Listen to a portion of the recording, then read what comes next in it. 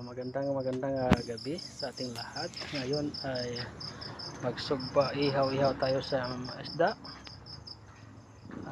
Dito ko ihawin ngayon. Mag-ihaw tayo ng isda. Isda ito yung nagyan ko ng asin at saka dahon ng tanglad.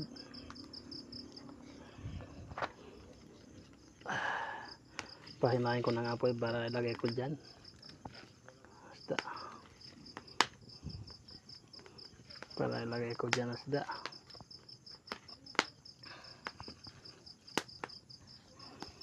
Yan ko ilagay isda. Ilagay ko ng isda. Bismillah.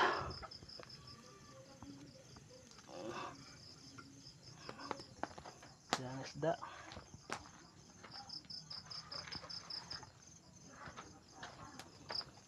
Ayan po, mag-ihaw ng isda. Alisan ng yung apoy. Ganyan po. Sarap-sarap ihaw ng malaking lidap. Ito bang lidap yan? Ang laki, diba?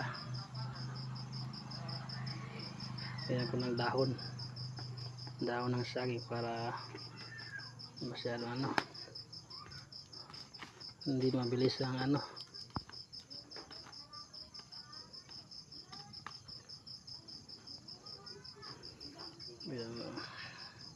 yan po. Hintayin ko ng malutong isda.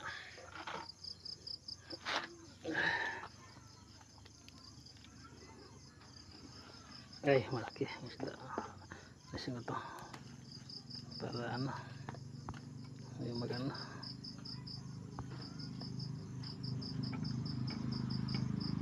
baka mabilisan ang apoy.